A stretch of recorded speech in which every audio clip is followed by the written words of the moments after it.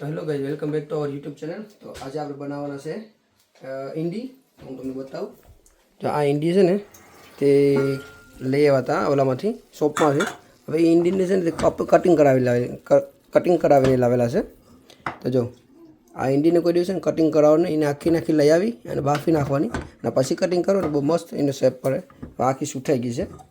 તો અડધી ઈંડીને છે ને બાફવાની છે ને અડધી ઈંડીને છે ને જાય છે એને ફ્રાય કરવાની છે.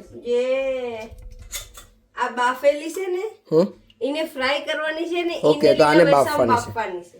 તો જો આને બાફવાની છે અને આને પકાવવાની છે. તો એને ઓલરેડી બાફી નાખી છે અને છે ને પકાવવાની પણ અત્યારે હોતરવાની છે. હા, હોતરવાની છે. તો ઓકે, તો તમને હું પછી બતાવું શું લૂસી પણ નાખ્યું છે અને તો પેલું કેટલી મોંઘી આવે છે ઈંડી. હા ગાઈઝ, અહીંયા ઈંડી બહુ મોંઘી મળે છે.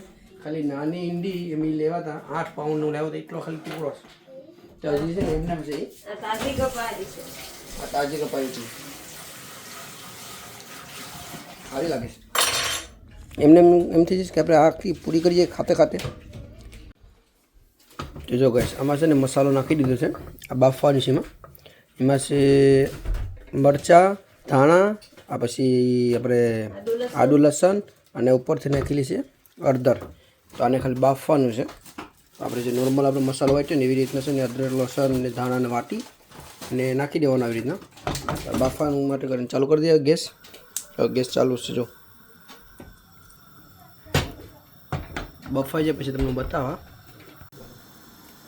જો કે આમાં શું બને? ઈંડી બફાય છે. એ ખોલો તો ચેક કરી લે કેવી છે. સુગંધ આવે છે. હા, આવે.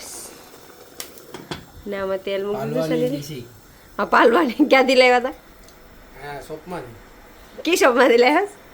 હા, ગણેશના અમે ઓલી નથી હું એલી શોપ, નવી શોપ કઈ બી કુછ બી પીજીએન કરીને કંઈક છે, ખબર નહીં, શ્રીલંકન કે ખબર નહીં, ગોવા વાળો કેટલા ને એવી હતી. એટલી 12 પાઉન્ડ નથી. બોમ્બ મૂકી દીધો વ્હાઈટ વગરનું. ઓકે, હું આનાથી નાની બતાવો. 8 પાઉન્ડ ની હું લાવેલો છે. આ તાજી ઈંડી છે. કેટલાની છે ખબર છે? કાચી તાજી ઈંડી છે. 27 પાઉન્ડ ની ઈંડી છે. તાજી ખુદ તો લેવા ગયા નથી ને પાછા કે મોમ પર પપ્પા ને એવા લાકડીના છે ને એ ટુકડા કરી નાખ્યા ને પછી કહે કે મને લાકડીની સુગંધ આવે છે ને ગંધાઈશ. બહાર નાખ્યું. જો ગરમ મસાલો બહાર નાખ્યો.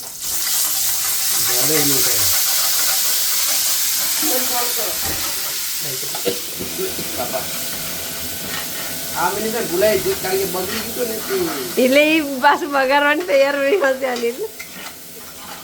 હવે તેની કેટલી ઘેર કરી દે ભાઈ. મસાલો બધું બાળી નાખ્યો. કાંઈ બળેલી મસાલા કેટલી લાઈટ મગર કેટલે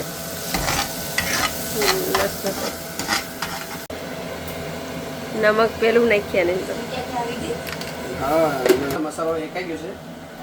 જો આ ઈંડી કેટલી મસ્ત છે. આમ કાંગવા વાળી બહુ મસ્ત આમ ટેસ્ટ આવે છે.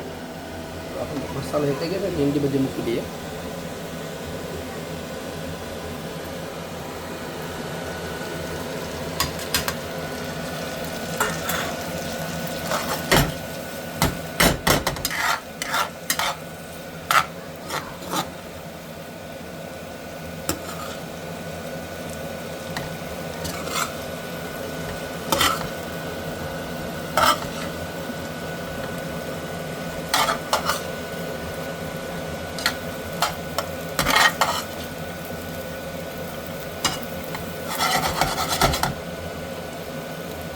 આપણો મસાલો ઓલરેડી છે ને તે શેકાઈ ગયો છે અને આપણે ઓલરેડી બાફેલી છે. તો એટલી બધી પકાવટ નહીં, કાઢી લેવાનું.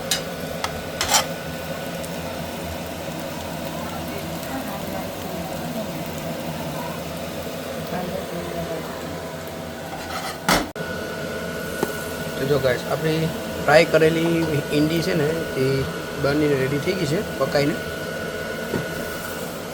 અને આમાં બાફેલી ઈંડી પણ બનીને રેડી થઈ ગઈ છે. કેટલું મસ્ત એનો કલર આવેલો છે. બેના ગેસ બંધ કરી દીધો છે.